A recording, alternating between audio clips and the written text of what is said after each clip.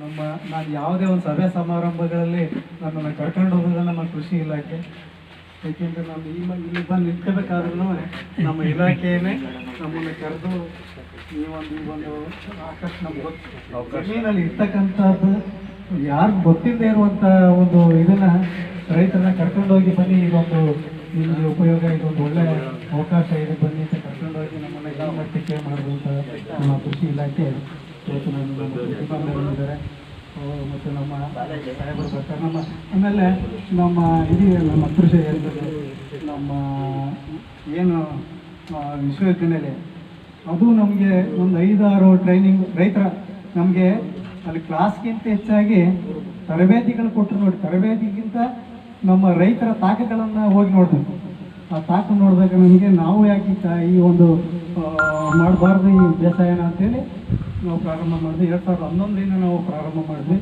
ಅಲ್ಲೇ 2011ರಲ್ಲೇ ನಾವು ನಮ್ಮ ಜಮೀನಲ್ಲಿ ಒಂದು ಕೃಷಿ ಬಾನುಲಿ ಕೃಷಿ ಬೆಳೆದ ಕಾರ್ಯಕ್ರಮನ, ಆಕಾಶವಾಣಿ ಕಾರ್ಯಕ್ರಮನ ನಮ್ಮ ಜಮೀನಲ್ಲಿ ಅಳವಡಿಸಿದ್ವಿ. ಅಲ್ಲಿಂದ ಸ್ಟಾರ್ಟ್ ಮಾಡಿದ್ವಿ. ಇವಾಗ ನನಗೇನು ಗೊತ್ತಾ, ಪ್ರತಿ ದಿವಸ ನನಗೆ ದುಡ್ಡು ಬರಬೇಕು, ಹಣ ಬರಬೇಕು.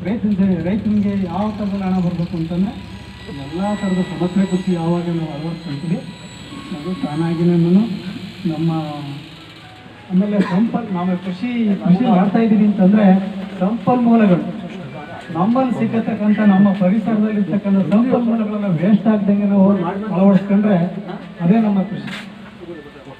ನಮ್ಮ ಹೊಂಗೆ ಆಗ್ಬೋದು, ಬೇವಾಗ್ಬೋದು, ಅಥವಾ ಇನ್ನು ಹಲವಾರು ನಮ್ಮ ಜಾನುವಾರುಗಳ ಗಂಜಲ ಅದಂತೂ ಇಂಪಾರ್ಟೆಂಟ್. ಇವಾಗೆಲ್ಲ ಏನಾಗಿದೆ ಅಂತಂದರೆ ಎಲ್ಲರ ಮನೆಯಲ್ಲೂ ಮೋರಿಗೆ ಹೋಗ್ತಾರೆ. ನಾನು ದಿವಸ ಪ್ರತಿ ದಿವಸ ನೋಡ್ತಾ ಇದ್ದೀನಿ. ಪ್ರತಿ ದಿವಸ ನಾನು ಡ್ರಮ್ ಹಾಕೊಂಡು ಇದರಲ್ಲಿ ಹಾಕೊಂಡು ಮನೆ ಗದ್ದೆ ಹತ್ರ ಏರ್ಕ ಬರ್ತಾ ಇದ್ದೀನಲ್ಲ, ನಾನು ನೋಡ್ತಾ ಇದ್ದೀನಿ ಎಲ್ಲರೂ ಡ್ರಮ್ ಇದು ಗಂಧಲೆಲ್ಲ ಮೋರಿಗೆ ಹೋಗ್ತಾರೆ.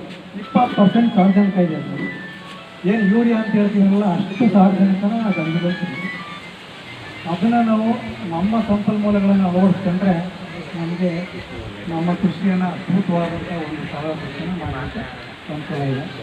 ಹಾಗಾಗಿ ನಾನು ಈಗ ನನ್ನ